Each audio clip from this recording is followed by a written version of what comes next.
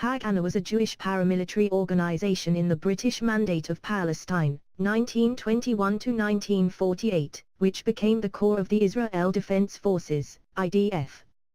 The evolution of Jewish defense organizations in Palestine and later Israel went from small self-defense groups active during Ottoman rule, to ever larger and more sophisticated ones during the British Mandate, leading through the Haganah to the National Army of Israel, the IDF. The evolution went step by step from Barghira, to Hashama, to Haganah, to IDF. Special units of the Haganah would enter villages looking for infiltrators, read Arab volunteers, and distribute leaflets warning the local people against cooperating with the Arab Liberation Army. Any resistance to such an incursion usually ended with the Jewish troops firing at random and killing several villagers. The Haganah called these incursions violent reconnaissance. This, too, was part of the legacy of Orde Wingate, who had instructed the Haganah in the use of this terrorist method against Palestinian villagers in the 1930s. In essence, the idea was to enter a defenseless village close to midnight, stay there for a few hours, shoot at anyone who dared leave his or her house, and then depart. In December 1947, two such defenseless villages were chosen for the revival of Wingate's tactics, Deir Ayyub and Beit Afar. When today you drive southeast of the city of Ramallah for about 15 kilometers, especially on a wintry day when the typical thorny, yellow gorse bushes of the inner plains of Palestine turn green, you come upon a bizarre view, long lines of rubble and stones stretching out on an open field surrounding a relatively large imaginary square area. These were the stone fences of Deir Ayyub. Just before the Jewish attack, the village had been celebrating the opening of a new school, which already had the gratifying number of 51 pupils enrolled in it. But their joy was instantly obliterated when at 10 o'clock at night a company of 20 Jewish troops entered the village, which, like so many villages in December, had no defense mechanism of any kind and began firing randomly at several houses. The village was later attacked 3 more times before being evacuated by force in April 1948. When it was completely destroyed. Until 5 years ago, when a new road connected the main Jerusalem-Tel Aviv highway to the northern Jewish neighborhoods of Jerusalem was built, illegally on territory occupied after 1967, upon entering the city you could see on your left a number of attractive old houses, still almost wholly intact, clinging to the mountain. They are gone now, but for many years these were the remnants of the picturesque village of Lifta, one of the very first to be ethnically cleansed in Palestine.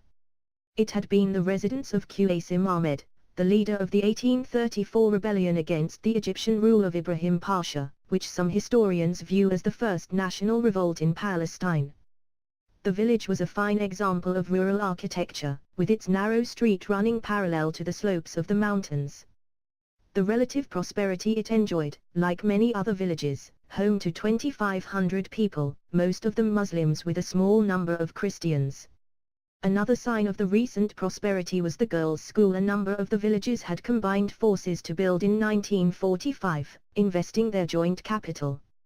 Social life in Lifta revolved around a small shopping center, which included a club and 2 coffee houses. It attracted Jerusalemites as well, as no doubt it would today were it still there. One of the coffee houses was the target of the Haganah when it attacked on December 28, 1947. Armed with machine guns the Jews sprayed the coffee house, while members of the Stern Gang stopped a bus nearby and began firing into it randomly. This was the first Stern Gang operation in rural Palestine. Prior to the attack, the gang had issued pamphlets to its activists, destroy Arab neighborhoods and punish Arab villages. The involvement of the Stern Gang in the attack on Lifta may have been outside the overall scheme of the Haganah in Jerusalem, according to the consultancy, but once it had occurred it was incorporated into the plan. In a pattern that would repeat itself, creating fates accompli became part of the overall strategy. The Haganah High Command at first condemned the Stern Gang attack at the end of December, but when they realized that the assault had caused villagers to flee, they ordered another operation against the same village on January the 11th in order to complete the expulsion. The Haganah blew up most of the houses in the village and drove out all the people who were still there.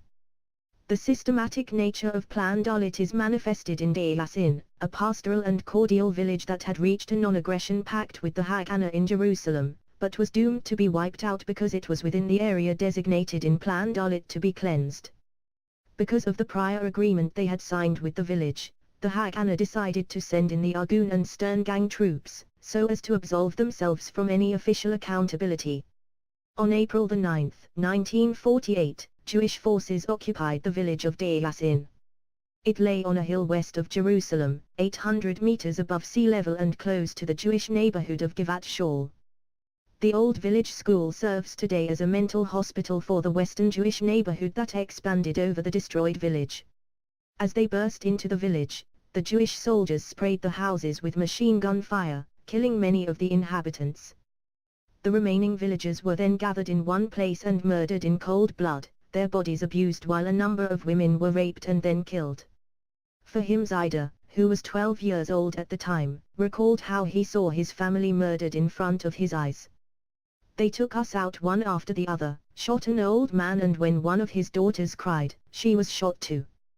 Then they called my brother Muhammad, and shot him in front of us, and when my mother yelled, bending over him, carrying my little sister Hudra in her hands, still breastfeeding her, they shot her too. Zaida himself was shot, too, while standing in a row of children the Jewish soldiers had lined up against a wall, which they had then sprayed with bullets, just for the fun of it, before they left. He was lucky to survive his wounds. Recent research has brought down the accepted number of people massacred at Yasin from 170 to 93.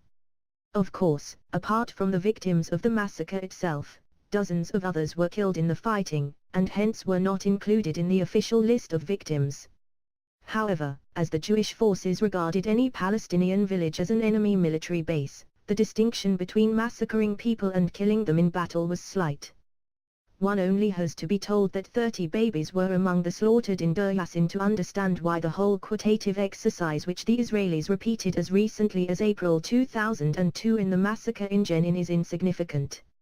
At the time, the Jewish leadership proudly announced a high number of victims so as to make Yasin the epicenter of the catastrophe, a warning to all Palestinians that a similar fate awaited them if they refused to abandon their homes and take flight. The herbicide continued into May with the occupation of Acre on the coast and Baysar in the east on May 6, 1948. In the beginning of May, Acre proved once again that it was not only Napoleon who found it hard to defeat it. Despite severe overcrowding due to the huge influx of refugees from the neighboring city of Haifa, heavy daily shelling by the Jewish forces failed to subdue the Crusader city. However, its exposed water supply 10 kilometers to the north, from the Kabrai Springs, via an almost 200-year-old aqueduct, proved its Achilles heel. During the siege, typhoid germs were apparently injected into the water. Local emissaries of the International Red Cross reported this to their headquarters and left very little room for guessing whom they suspected, the Haganah. The Red Cross reports describe a sudden typhoid epidemic and, even with their guarded language, point to outside poisoning as the sole explanation for this outbreak. With their morale weakened by both the typhoid epidemic and the intensive shelling, residents heeded the call from loudspeakers that shouted at them, "Surrender or commit suicide, we will destroy you to the last man." Lieutenant Petit, a French UN observer, reported that after the city fell into Jewish hands, there was widespread and systematic looting by the army, including furniture, clothes, and anything that might be useful to the new Jewish immigrants, and the removal of which might discourage the refugees' return. A similar attempt to poison the water supply in Gaza on May 27 was foiled. The Egyptians caught 2 Jews, David Hori and David Mizrahi, trying to inject typhoid and dysentery viruses into Gaza's wells. General Yadi reported the incident to Ben-Gurion, then Israel's prime minister, who duly entered it in his diary, without comment. The 2 were later executed by the Egyptians without any official Israeli protestations. As with all traumatic events in the lives of human beings, some of the worst atrocities remain deeply engraved in the survivors' memories. The victims' family members guarded those recollections and passed them down through the generations. Isa al-Hannah belonged to such a family, whose memories are based on the traumatic events witnessed by his grandmother. "My maternal grandmother was a teenager when Israeli troops entered Basra and ordered all the young men to be lined up and executed in front of one of the churches. My grandmother watched as two of her brothers, one 21, the other 22 and recently married, were executed by the Haganah.